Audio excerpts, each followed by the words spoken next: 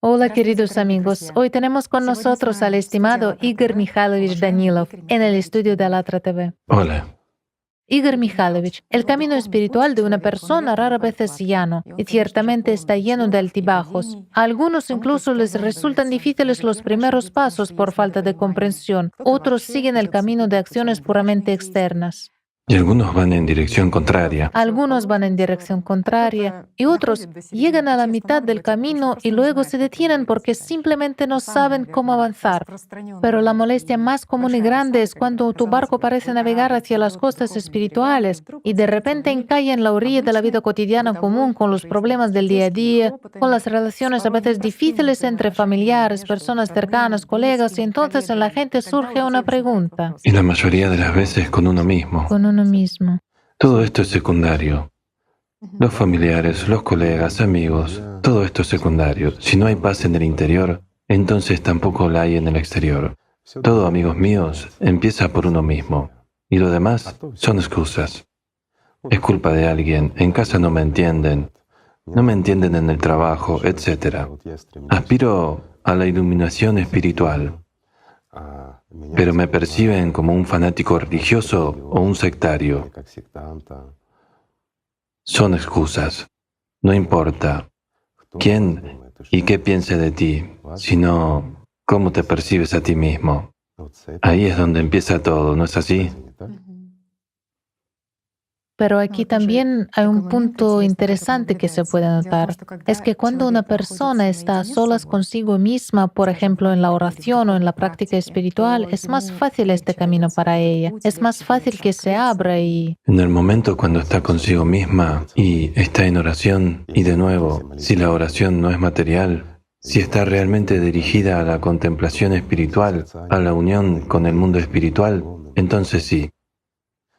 Incluso si no tiene una gran práctica, pero tiene una aspiración interior y es sincera, estando en el templo, en casa, no importa dónde esté, pero si está en este estado de oración, entonces se siente realmente confiada, se siente segura y la persona comienza a abrirse.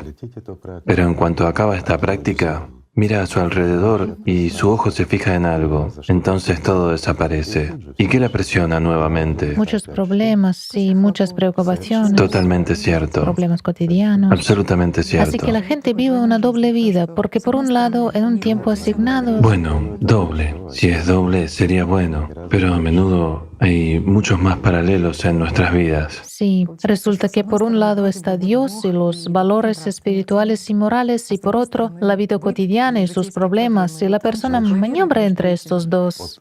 Y sabes, el problema es que hoy en día la palabra Dios para mucha gente es como una cultura, un hábito. Y la vida espiritual consiste en conservar cierta moral, pero al mismo tiempo seguir siendo un consumidor intensivo, un egoísta, centrado en sus propios problemas y ansioso de que todo el mundo lo ame. Muchas personas acuden incluso a la religión para ser amadas al menos por Dios. Es decir, no aprenden a amar, sino que buscan a aquellos que los amen, y en la religión quieren ser amados. Y en las prácticas espirituales o en el camino espiritual, lo primero que una persona tiene que aprender es a amar. Una persona tiene que aprender a amar y no buscar a los que le van a amar. Y más aún, no desear y esperar que Dios lo ame. Si no amas a Dios, ¿cómo puede amarte Él? Es muy sencillo. Entonces, resulta que la oración es ese primer impulso del amor, esa primera semilla que se planta. No, la oración ya es una acción. La oración, la práctica espiritual, ya son ciertas acciones. Y el primer impulso es cuando una persona se mira dentro de sí misma y siente que todo no es como le enseñaron en la escuela, en el jardín de infantes, en casa, da igual dónde. No es tan material todo. Una persona siente que hay algo más, algo que no se puede expresar con palabras. Y este es el primer impulso, el primer paso. Y luego busca su realización en la religión, en algún autodesarrollo espiritual o en otra cosa.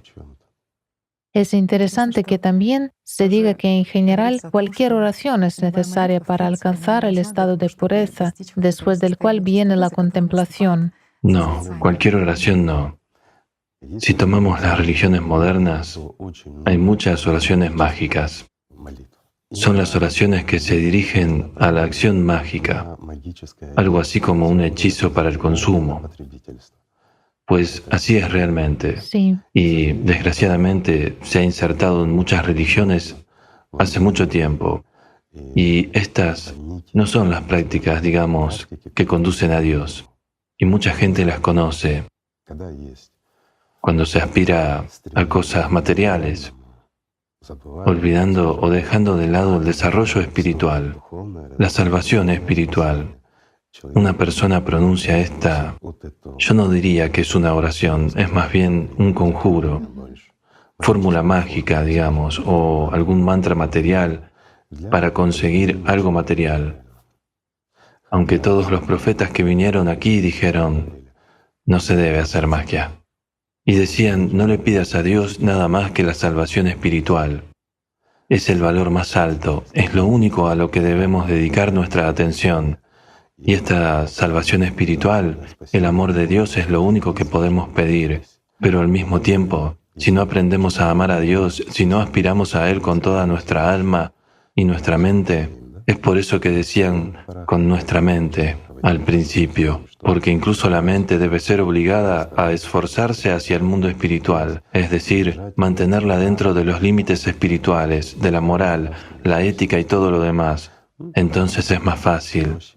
El camino se abre de verdad. Y si tenemos, ya sabes, lo momentáneo, ahora quiero y rezo, pido algo, hago magia, pidiendo alguna riqueza material.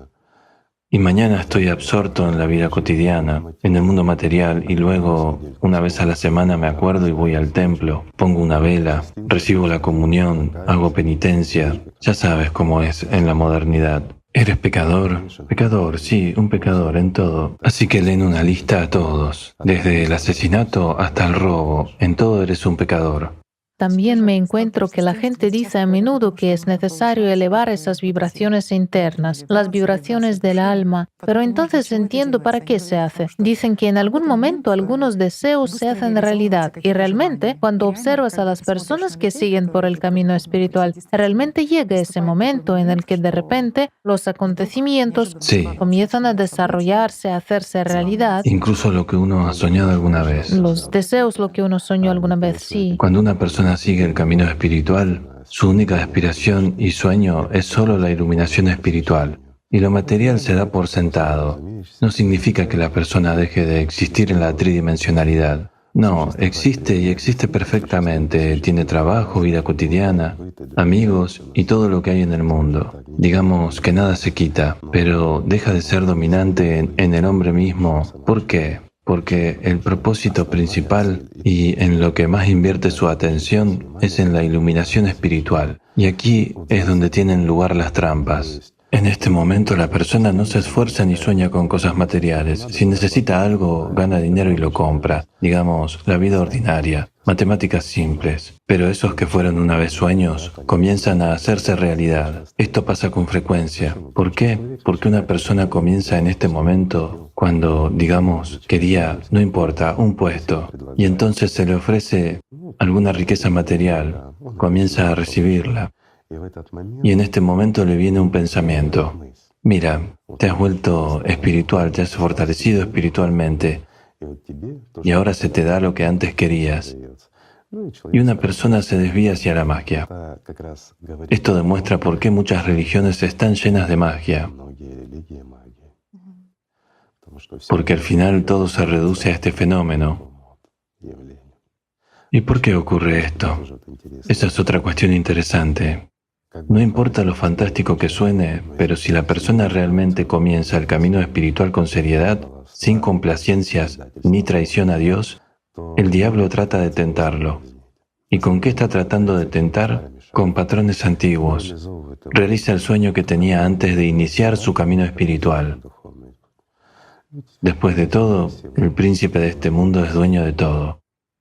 Así que Quiero decir que es el dueño de todo en esta tridimensionalidad, y toda la materia es suya, desde la posición social, la salud, hasta la riqueza material. Ni siquiera es un problema para él tomar a alguien y hacerlo rey sobre todos los reyes, porque él mismo es el Rey Supremo. Todo le pertenece. Y sacar a una persona del camino espiritual significa, digamos, asegurar su propio futuro. ¿Por qué? Porque para él, cualquiera que haya ido a Dios tiene su costo, digamos. Derrota para el diablo, ¿sí? Bueno, por supuesto que sí. Y no quiere perder lo que es suyo, así que... Y nos considera a todos sus esclavos y su propiedad, su parte rentable, así que se preocupa de sus activos líquidos, por así decirlo. También con respecto a estas trampas y esa guerra espiritual que el diablo libra con el ser humano, también, especialmente en el cristianismo, se dice que en la primera etapa el diablo detiene a la gente porque dice que el camino espiritual es muy difícil y ni siquiera debes ir ahí. Y así se nota realmente. Bueno, es un diálogo en la cabeza, genera emociones, es sensación, causa emociones de vacío, indignación, irritación, ira, o por el contrario, apatía, y al mismo tiempo pone pensamientos de que el camino espiritual no es para ti, no eres nada ni nadie. Pero yo les digo, amigos, si el diablo les genera intrigas, significa que valen algo, que tienen algo por lo que luchar, y no todo está perdido. Y cuando ya es fácil y sencillo, significa que ya se hartó de ti y quiere echarte. Y esto sucede cuando las personas están tan fuertes en el camino espiritual y en su servicio crean tantas molestias a Satanás que es más fácil para él desprenderse de esa persona que luchar en su contra.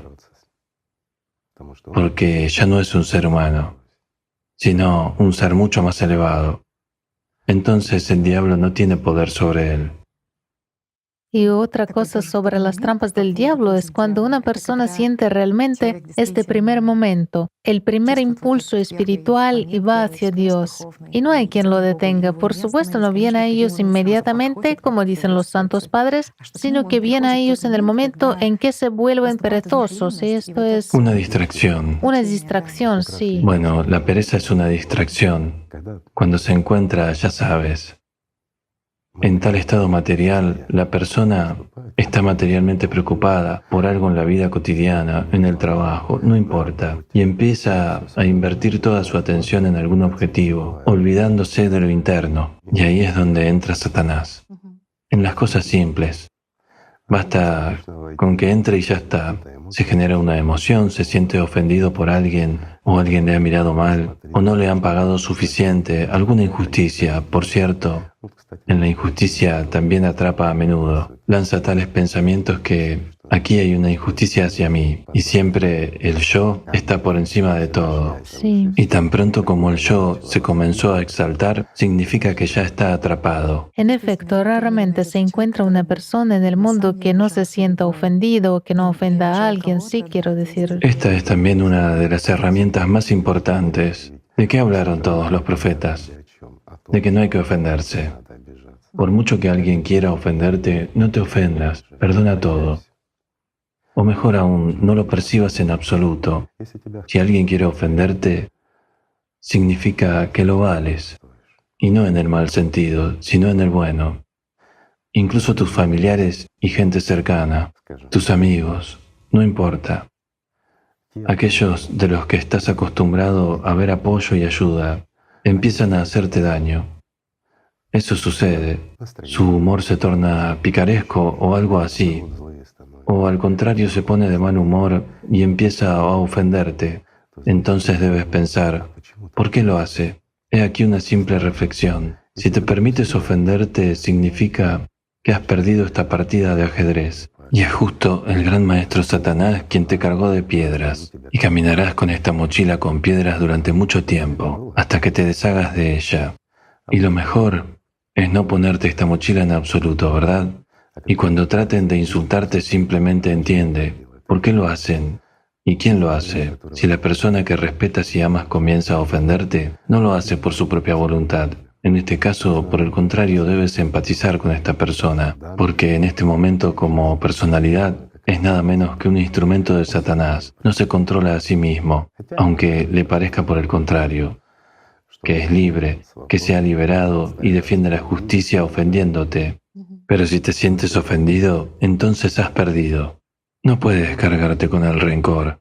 Es el más, yo diría, no solo pesado, sino también un metal al rojo vivo, que tienes que llevar porque quema, cuece, te quita todas las fuerzas y te incita a tener malos pensamientos.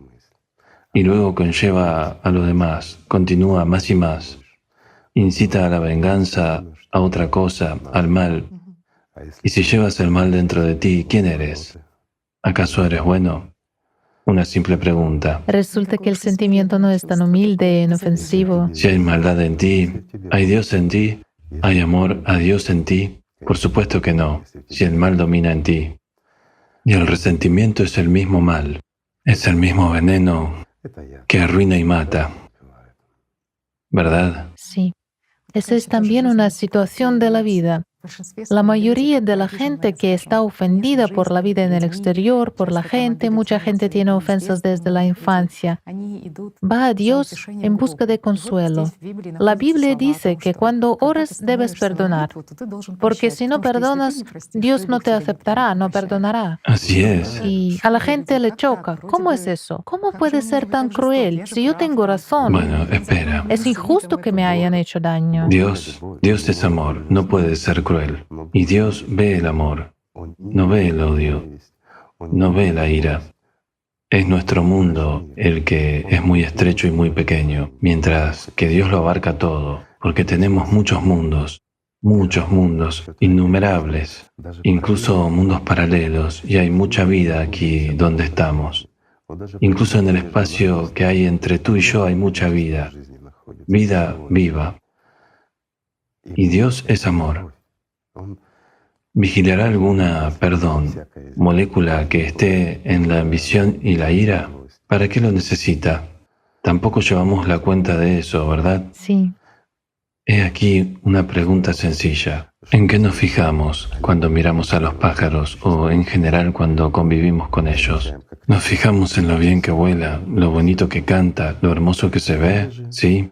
¿O lo mal que se ha comportado ensuciando su coche o ha caído sobre una persona? Es decir, ¿en qué nos fijamos? En lo malo y en lo bueno. Somos seres humanos, somos duales. Vemos el mal y vemos el bien. Dios no tiene maldad. No tiene ni puede tener porque es Dios. No tiene eso. Y no puede verlo, no es suyo. Esto es nuestro. Esto es en lo que existimos. Existimos en el mundo material. Hay, disculpen, interacciones físicas de diferentes cuerpos. Hay rozamiento, hay procesos de interacción gravitatoria y, digamos, otras fuerzas, débiles, fuertes y similares. Esto también provoca reacciones químicas y muchas otras cosas. Mira qué complejo es todo en su simplicidad, ¿sí? Sí. Aquí hay muchas emociones, buenas, malas, etc. Aquí la gente buena también se vuelve mala, aunque no siempre, pero sucede. ¿Por qué?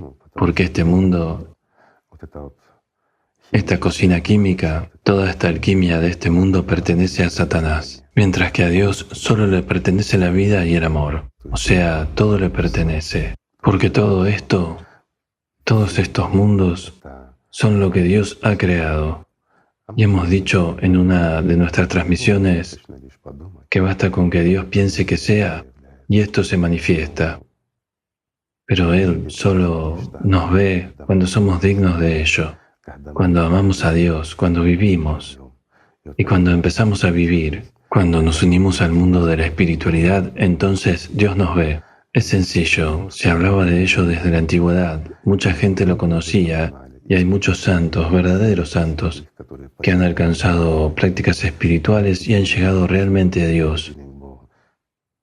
Y describían su camino y lo describían de tal manera. Sintieron a Dios. y entendieron lo que es la vida y recibieron a cambio el amor de Dios. ¿No es así? Sí, cuando diriges la oración, en respuesta obtienes esta contemplación. ¿Ves Así es. cómo esta semilla crece en el enorme campo de las espigas? Absolutamente cierto. Qué generoso es Él. Y en esto está la clave. Eso es lo que decían. Decían, cuando estamos con Satanás, nos quedamos en la sombra. Dios no nos ve porque no vamos a Él. Es cierto. Pero nosotros, cuando nos quedamos en la sombra, ¿qué hacemos? Nos dirigimos a Dios con un mantra o una fórmula mágica en forma de oración. ¿Y qué comenzamos a pedir? Bienes materiales, estando al mismo tiempo en el servicio a Satanás. ¿Y luego qué hacemos? Estamos resentidos con Dios porque no nos ha dado, o fingimos que amamos a Dios. Hacemos todos los rituales de tal o cual religión a la que pertenecemos. Hacemos todos estos rituales, todo como debe ser, como se nos dice. Y entonces ocurre un problema. ¿Y a quién culpamos? A Dios. Porque en un momento determinado, Él cerró los ojos y no lo vio. Y dejó que nos pasara algo, ¿no es así? Sí, transfiriendo la responsabilidad todo el tiempo, la simonía. A eso me refiero. Así que nos dedicamos a la simonía y desplazamiento de la responsabilidad y nos olvidamos del amor. Y lo más terrible es que tenemos miedo a Dios. ¿Es así? Sí, Y entonces pensamos, ¿y por qué no nos quiere Dios? ¿Y por qué no hay vida en nosotros? Pero es muy fácil. Cuando una persona vive con Dios, nunca está sola. Nunca siente tristeza ni pena. Solo es suficiente mirar dentro de sí mismo. Y ahí está la inmensidad, la vida, y todo lo de afuera simplemente deja de existir. Así es. Esta es la verdadera oración. Este es el componente divino que se despierta en cada uno de nosotros, porque en cada uno de nosotros hay una parte del mundo espiritual. ¿No es así? en el sufismo se dice que cuando vas hacia Él, Él se precipita hacia ti. Tan grande es esta respuesta y tan grande es esta alegría del encuentro. Y qué magnífico es. Sí, Pero ponemos obstáculos en el camino a la salvación espiritual y de hecho a la vida, por nosotros mismos, por nuestra elección, por nuestra pereza, en realidad por escuchar los susurros en nuestra cabeza. Después de todo, el diablo no nos ha tomado a ninguno de nosotros por el pescuezo y nos ha sacado del paraíso. ¿No es así? ¿Acaso está haciendo algo? No. Solo está sembrando un pensamiento. Solo nos hace sentir alguna emoción, odio, envidia. Nos hace vivir con ira. No vivir, existir. Para Él es el pan, para Él es la vida. Y olvidamos que todo lo que vive en la sombra se alimenta de nuestra debilidad, de nuestra falta de espiritualidad, de nuestra traición a Dios. Y cuando nos oponemos a Dios, lo traicionamos. Es decir, traicionamos a Dios cuando empezamos a servir a Satanás. ¿No es así? Y cuando nos enfadamos, ¿estamos con Dios? Y cuando tenemos celos, ¿estamos con Dios? Y cuando nos sentimos ofendidos, y cuando entramos en la práctica de la oración con resentimiento, se dice que la oración de una persona ofendida es lo mismo que sembrar en una piedra, es decir, es infructuosa. aquí trataron de decir algo sabio, pero dijeron algo tonto. Sembrar sobre la roca es el destino de los profetas y de los verdaderos servidores de Dios. Siembran la semilla al servicio del Señor. Y aquel que en el rencor lleva a cabo la práctica espiritual simplemente hace una tontería. Eso es practicar magia, porque en el rencor, en la ira, una persona no pide el amor de Dios y no aspira a amar. Pide algo material. Comienza a realizar de nuevo estas fórmulas mágicas, mantras. Esto no es una oración. Es la invocación de Satanás. Y hay otro punto que en el Islam se dice que el más odiado por Allah es el hombre que es irreconciliable en los debates. Me gustaría hablar de ello porque Es el orgullo. ¿Qué es un debate? Defender tu punto de vista, defender la verdad, algo más. Diré esto, amigos míos, cuando una persona conoce la verdad, no está debatiendo, solo está observando a aquel que está equivocado. Puede apoyar, puede compartir una opinión, pero demostrar a una persona que no conoce la verdad, que ésta existe, es ridículo. ¿Por qué? Porque el que está convencido de que sabe, pero no sabe, siempre lo defiende, porque de hecho se da cuenta de que no conoce la verdad, pero intenta con su agresividad imponer su opinión. Debatir es una falta de conocimiento, una falta de experiencia, ¿no es así? Y cuando una persona tiene experiencia y verdadero conocimiento, no entrará en debate con nadie. Por eso se dice así, que los que debaten, Son odiosos, sí, para Allah. sí, eso es porque el único que gana en un debate es Satanás, ¿verdad? Aunque muchas personas piensan que la verdad nace en un debate y tratan de entender si es verdad o no. El debate y el diálogo son dos cosas diferentes. Cuando tratamos de averiguar dónde está la verdad, comparamos si estamos en igualdad de condiciones, no tenemos emociones, negación de unos a otros, no tenemos orgullo y arrogancia. Y todo debate y la esencia del debate es cuando los dos yo están discutiendo. Es decir, cada yo intenta exaltarse sobre el otro. Es como un columpio del diablo, eleva a uno, después al otro, pero en realidad ambos le pagan el tributo, y pagan el tributo con sus vidas. Es estúpido y ridículo. Dios simplemente no los ve, y esto ya es una explicación para las personas que se dicen odiadas por Alá. Alá no las ve, no existen para Él mientras estén en la sombra. ¿Sabes con qué lo compararía? Esta es una asociación que me viene a la mente. Imagina que Alá es el sol. Después de todo, Ra fue como llamaban al sol. Era asociativo. Y así el sol brilla con sus rayos directos y ve todo lo que está al sol. Pero hay una sombra, algo que se oculta del sol. Y así todo lo que está en la sombra está oculto del rostro de Alá. Genial. Así que es simple y fácil. Ponte al sol. Ponte delante de Alá, ámalo con todo tu corazón y Él te verá, porque te convertirás en una roca, en una gran montaña que brilla por sí misma. Es imposible no verlo. Y cuando te escondes en la sombra, eres como un ratón bajo el zócalo o bajo el armario. Entonces, ¿cómo te verá Dios cuando estás sirviendo a Satanás? No puede. Y los que sirven a Dios, los que están cerca de Dios, son los rayos de este todo, de este sol. Los que sirven a Dios, esto ya es un poco diferente. Igor Mikhailovich, quiero tocar otra cosa. El tema del fanatismo parece ser un tema distante para cada uno. No, no lo es. Muchas personas son fanáticas. El fanatismo es la falta de conocimiento y la falta de voluntad de aprender, porque las organizaciones están estructuradas de tal manera, me refiero a las instituciones que se ocupan del desarrollo espiritual, están organizadas de tal manera que todo lo que hacen está dirigido a desarrollar la propia institución y a apoyar su autoridad, su poder, la autoridad de la institución. Por eso esas organizaciones están interesadas en que sus adeptos sean fanáticos, porque allí está prohibido leer, estudiar otras cosas. Dicen, todo eso es de Satanás, no te atrevas, y así sucesivamente. Porque el conocimiento no puede ser ni de Satanás ni de Dios. El conocimiento es nuestra libertad, la libertad de la personalidad. No podemos elegir si no lo conocemos. Y cuando se nos prohíbe conocer algo, esta imposición proviene de Satanás, pero no de Dios. Dios dijo, eres libre en tu elección y en tu servicio. Tienes derecho a elegir la vida o la muerte, solo tú, ser humano.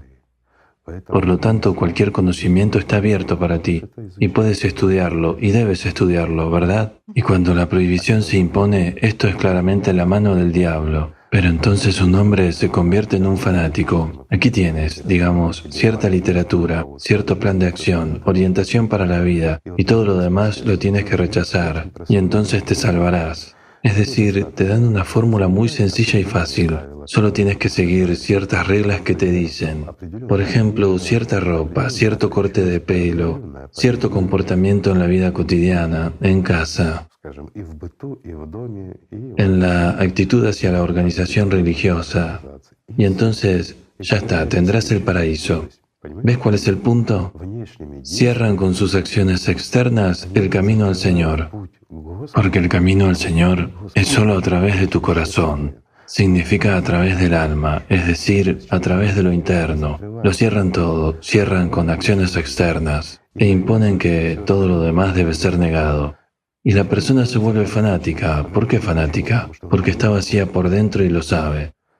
Y esa es la mayor paradoja. Una persona internamente sabe y comprende que no ha encontrado al Señor, que no tiene la fuerza dentro, la fuerza misma del amor, pero tiene un cierto conjunto de acciones. Y se da cuenta de que si actúa así, porque le han dicho, pero olvida que se lo han dicho las personas, no los profetas. No fueron los mensajeros del Señor los que dijeron que fuera así, sino personas que lo dicen en su nombre. Y la persona está, bueno, simplemente convencida, y habiendo elegido el camino fácil, que debería garantizarle y asegurarle una existencia normal después, o un boleto al paraíso, se convierte en un fanático defendiendo estos delirios. Y estas son personas muy convenientes para la organización. Y desde el punto de vista espiritual, cualquiera que se haya dedicado realmente al desarrollo espiritual, ha ampliado sus horizontes en otras religiones y en todo lo demás. Y muchos santos que realmente llegaron a Dios, a través del conocimiento espiritual, son personas comunes y corrientes. Y finalmente llegaban a comprender que Dios es uno, a esa fórmula universal, ¿verdad? Y que todos los profetas venían de Él y que hablaban la misma verdad, y que venían con el mismo propósito, y que no venían a algún pueblo elegido, sino a todos, y que hablaban a todos los pueblos, y llegaban a la sencilla comprensión de que Dios es amor, y todo lo demás son maquinaciones de Satanás y sus esclavos, o más precisamente, las maquinaciones de Satanás a través de los actos de sus esclavos. Así es más correcto, porque somos nosotros mismos, estando en la esclavitud de Satanás, quienes lo hacemos. Distorsionamos la verdad, esclavizamos nuestra propia personalidad mediante nuestra conciencia, y también queremos esclavizar a los demás. En la esperanza de lo mejor perdemos la verdad. Efectivamente, no existe el monopolio de la verdad. No puede pertenecer a... Y no puede existir. La verdad pertenece a Dios. Nadie, ni siquiera el diablo, se atreve a infligirla. Pero sin embargo la distorsionan, la tergiversan. Las personas son personas. Así que el fanatismo es algo muy peligroso. No conduce a Dios. El fanatismo lleva al infierno. Es realmente así. Siempre está lleno de odio, sí. Sí, si observamos a los fanáticos, el mal domina en ellos, el odio domina en ellos y no tienen amor. Intolerancia, sí, al prójimo, a su punto de vista. Muchos lo notaron, y daré un ejemplo sencillo. En muchos templos no elijamos una religión. Este es el problema de todos los templos y todas las organizaciones religiosas. Siempre hay un espiritual iluminado, bodhisattva, o digamos, santo, que critica a todo el mundo, gruñe a todos y se enfada como un perro mientras está en el templo de Dios. ¿Quién no se ha encontrado con gente así? Pone las cosas en orden. Pone las cosas en orden, exactamente. Sí, también he llegado a pensar que el fanatismo, desde la perspectiva de defender firmemente su propia rectitud, su punto de vista, la intolerancia al punto de vista de otro, es algo cotidiano. Después de todo, resulta que cada uno de nosotros en todos estos debates, en familia, en vida cotidiana, es de hecho un fanático de la conciencia. Por supuesto. Así que seguimos manipulados por Satanás. Sí. No importa la razón por la que debatamos y lo que defendamos. Mira cómo la gente debate y se defiende. Si quieres discutir, ¿qué se despierta en tu interior? ¿De dónde viene? Al fin y al cabo, si nos fijamos en la estructura del ser humano, en las sensaciones físicas subjetivas, todo es lo mismo. ¿Dónde se origina? ¿Cómo se mueve por el cuerpo? Simplemente la gente, ¿sabes? Te diré esto. Han hecho que la gente deje de ver. A la gente se le ha enseñado a escuchar. Y la diferencia es grande. Cuando una persona mira dentro de sí misma, Cuando observa los procesos que ocurren, cuando se enciende dentro de ella esta ira u odio o este deseo de debatir, cómo vienen estas ondas de energía, qué color tienen, porque todo en este mundo es nada más un número, un color, ¿verdad? ¿Y a qué llegamos de nuevo? A vibraciones. Todo sucede así. Esto es simplemente elemental. En cuanto te invade alguna emoción, mira de dónde viene y qué te aporta. Es decir, en este caso hay que ver las causas y las consecuencias. Incluso si no hay ningún efecto, pero sí hay una causa. Surge en ti un deseo de debatir, de demostrar algo, no importa de qué se trate, una receta para preparar algún plato o un aspecto espiritual, no importa, todo es igual. Pero tú intentas defender lo tuyo. ¿Qué está hirviendo en ti? Esa es la cuestión. Hierve. Sí, sí. Hay una reacción química en marcha en ti, con una redistribución de cierta energía, ¿no es así? Y te involucras en este proceso y te vuelves dependiente de este proceso. ¿Por qué es tan difícil salir de un debate? Debido al dominio del egoísmo, ¿no es así? Sí, el debate se vuelve especialmente acalorado Claro. cuando también hay público alrededor. O si hay público, más aún, porque tienes delante de quién hacerlo. De nuevo, que el egoísmo, el orgullo y todos los componentes de la inutilidad humana. Infectar al otro, sí. O lo diría de esta manera, todas las características de un siervo de Satanás. Sí, porque también por observación, cuando la persona con la que hablas defiende un determinado punto de vista, automáticamente rastreas cómo nace el deseo de adoptar un punto de vista exactamente opuesto. ¿Sabe? Como el entrelazamiento cuántico en la física. Por supuesto, aunque sepas de antemano que estás equivocado. Ahí surge el más y aquí de inmediato surge el menos. El menos aparece de inmediato, sí, cómo no. Sí, viceversa. Porque estas son las partículas materiales y las personas también son materiales. Una vez que se produce la interrelación, y la interrelación no es solo el amor o el deseo o aspiración a algo, lo siento. Es también el odio, es la resistencia, es también, como se dice, la pasión deportiva por ganarle a alguien, una confrontación. Después de todo, todas estas cosas son ingredientes de un mismo plato, el plato de Satanás, que somos nosotros. Nosotros, la humanidad, somos su cocina. También quiero hablar de la gratitud, porque se dice sobre el agradecimiento, en particular en el sufismo dicen que es el primer paso hacia Dios, y en el cristianismo también me encontré con palabras interesantes, que el agradecimiento, es decir, a Dios, por uno mismo y necesariamente por el prójimo, separa a las personas de lo terrenal y las convierte en ángeles. Y lo de agradecer a Dios por el prójimo es un asunto añadido, perdón. Lo de agradecer a Dios por el prójimo es un elemento de magia y fue añadido por las propias organizaciones religiosas. Fíjate en las sutiles sustituciones que se producen. ¿Por qué llamé a Satanás gran maestro de este mundo? Porque es muy inteligente, ha existido durante miles de millones de años. Ha visto a muchos y ha visto de todo. Así que la función de este programa es engañarnos.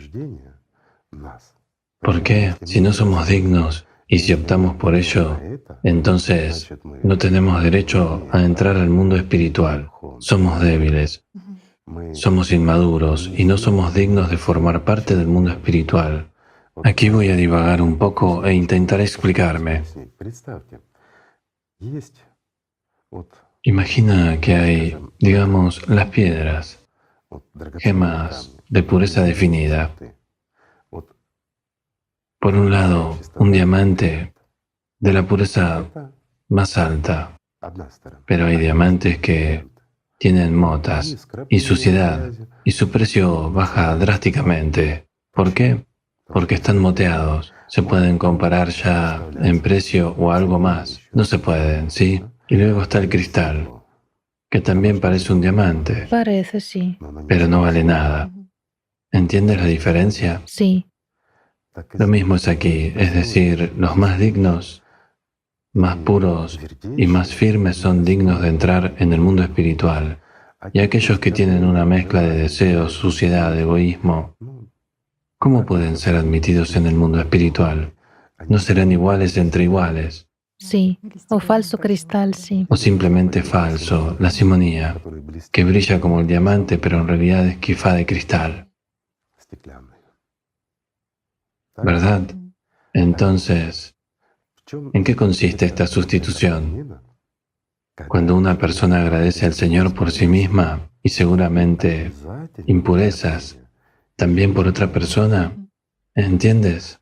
Es natural que una persona agradezca al Señor, es natural, en su mensaje de amor, de gratitud, sobre todo cuando siente que le respondieron, cuando en ella surgen cambios positivos, espiritualmente positivos, cuando empieza a sentir la libertad, cuando se quitan las sombras, cuando se vuelve, digamos, como un diamante en el sol, saturado de esta luz y puede iluminar a alguien. Y aquí, naturalmente, ¿qué es lo que se genera? ¿Qué podemos dar a Dios excepto amor y gratitud? Nada. Y de ahí viene la gratitud. Es una necesidad y un estado interior. Redirigimos nuestra atención, pero se nos dice necesariamente por otro. Y aquí empieza un elemento de magia, porque nos dirigimos como personalidad, pero podemos tener contacto con Dios solo por nosotros mismos. Pero empezamos a dirigirnos a Dios con la gratitud por haberme dado un buen amigo o algo más. Mira, qué buen amigo. Y así sucesivamente. Gracias Dios. Y comienza el diálogo material. Y con esta aspiración de agradecer al Señor por el otro, es donde empieza la magia. ¿Y con qué termina? Señor, dame salud, dame comodidad, dame más amor, dame bienes materiales, El énfasis se traslada. dinero, poder, sexo, ¿qué más? Y todo lo demás y más. Y no te olvides de dar el doble, ¿sí? Porque soy muy bueno. Mira, y empieza con cosas simples y elementales.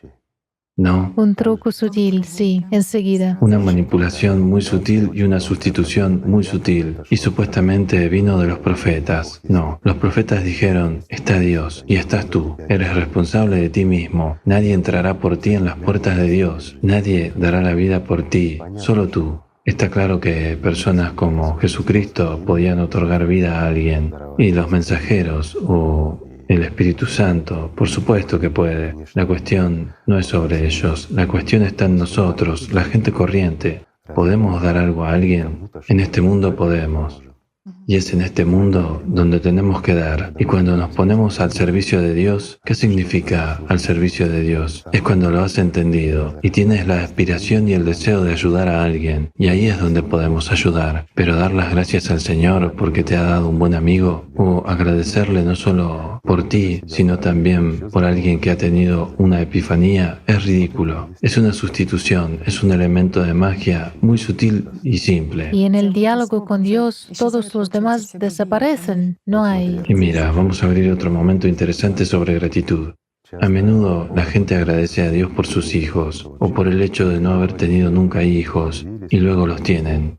Y agradecen a Dios que les haya enviado hijos o algo más, ¿sí? Y es normal en todas las religiones dar las gracias por todo lo bueno. Amamos a nuestros hijos, los queremos, vienen a nosotros por orden de Dios. En el mundo material, una personalidad más con elección indeterminada. Sí. Resulta que realmente estamos esperando algo todo el tiempo. No miramos la realidad y tratamos a Dios como un juego, tratamos a Dios como algo inentendible. Y el problema es que no se nos explica desde la infancia qué es el mundo espiritual y qué es Dios, y cómo construir relaciones. De hecho, no se nos enseña. Nos enseñan a ser esclavos de tal o cual organización, y bajo la apariencia de Dios. ¿Por qué? Porque se supone que debemos servir a la organización, a los intermediarios. Así que, mira, cualquier organización dice, no tienes derecho a dejarnos. Si nos dejas, se acabó, no te salvarás. Has traicionado a la organización, has traicionado a Dios, etc. Es cierto, ¿no? Sí, el ser humano se convierte en una propiedad. Por supuesto, y la persona es una propiedad, la propiedad de Satanás o de la organización o de alguien más. Y la persona no debe ser una propiedad, porque la persona, incluso cuando entra en el mundo espiritual, no se convierte en propiedad de Dios, se convierte en su parte, una parte del mundo espiritual, el mundo infinito. La diferencia es enorme. Los sufíes tienen esta comprensión, aún se ha preservado, cuando dicen, o yo estoy en ti, o tú estás en mí. Así que estos También usted dice que la verdad no pertenece a las religiones, que existe en todas ellas. Por supuesto. En realidad, si lo piensas, resulta que todos los componentes necesarios para la salvación están más allá del contexto religioso. Cada persona tiene alma. Lo diré de forma simple. ¿A qué religión pertenece el alma? Amigos míos, permítanme hacerles una pregunta sencilla. ¿A qué religión pertenece Dios? Dios es uno para todos, ¿verdad? El amor de Dios. ¿A qué religión pertenece la verdad? La verdad es una. No puede pertenecer a nadie ni a nada, ya sea una organización o alguien. Dios es uno y es nuestro Dios. La verdad es una, enviada por Dios a nosotros. Y nuestra alma solo pertenece a Dios, no nos pertenece a nosotros. Es para que se entienda. Para que sea nuestra, tenemos que formar parte del mundo espiritual y tenemos que trabajar mucho como personalidades. Tenemos que superar a Satanás, tenemos que superarnos a nosotros mismos y aprender a amar al Señor. Y es entonces cuando tenemos la oportunidad de que el alma se vuelva nuestra. Nosotros no salvamos el alma, nos salvamos a nosotros mismos. Al alma no le puede pasar nada, forma parte del mundo espiritual. Y es la puerta a través de la cual podemos llegar a Dios. Y esta puerta es la misma para todos. Y todo esto debe unirnos, pero no estamos diciendo en absoluto que las religiones sean malas ni nada parecido. Las religiones son tradiciones, las religiones son conjuntos de leyes. Estas son las vidas de millones de personas. Esta es nuestra historia. No hay nada malo, ni siquiera en Satanás. Si no somos sus esclavos y si Él no nos controla. ¿No es así? Genial. De hecho, hay una expresión que dice que las puertas del infierno se cierran desde dentro, que nosotros mismos. Así es, nosotros mismos abrimos las puertas del paraíso y nosotros mismos abrimos las puertas del infierno. Y este derecho nos fue otorgado por Dios. Y lo principal es recordarlo. Si te sientes triste o todo va mal, entonces mira, ¿qué puerta se ha abierto en ti? Solo tienes que cerrarla y abrir otra. Y vive y sé feliz, ¿no es así? Sí. Sí, hemos tocado una parte de la vida humana habitual, de la que podemos hablar infinitamente. Pero lo más importante y lo más sencillo es simplemente amar a Dios. Amarse y respetarse mutuamente, y entonces todo se vuelve sencillo, claro y comprensible. Cuando somos realmente devotos de Dios, cuando lo amamos de verdad, nada nos impide vivir. ¿Saben qué más les diré? Cuando una persona está realmente en la práctica espiritual, o se encuentra realmente en el estado más elevado, el estado de oración donde uno siente al Señor, entonces todas estas personas son iguales. No tienen religiones, no tienen contradicciones. ¿Por qué? Porque no prestan servicio a Satanás, están libres de Satanás y son uno con Dios, son uno en amor a Dios. Así es como debemos vivir. Entonces todo se desvanece, todas las preguntas desaparecen, todo se vuelve vacío, claro y simple. Es muy sencillo vivir, solo hay que amarse, respetarse y ayudarse. Amar y respetar las almas de todas las personas. Y lo principal es amar sincera y verdaderamente a Dios. Y no guardar el mal en uno mismo, no llevar esta mochila con aquellos pecados, como se dice, que Satanás pone ahí, porque es nuestro derecho, llevar la mochila o no llevarla. Realmente no somos esclavos de Satanás. No, hay un ángel en cada uno de nosotros, y aquí es importante darle libertad, liberarlo de las cadenas de Satanás. Y la herramienta es una, el amor de Dios y la devoción a Dios. Y simplemente amarse los unos a los otros. Gracias, amigos, por estar con nosotros. Amémonos unos a otros y amemos a nuestro Dios. Y todo estará bien. Gracias. Gracias a usted, Igor Mikhailovich. Gracias.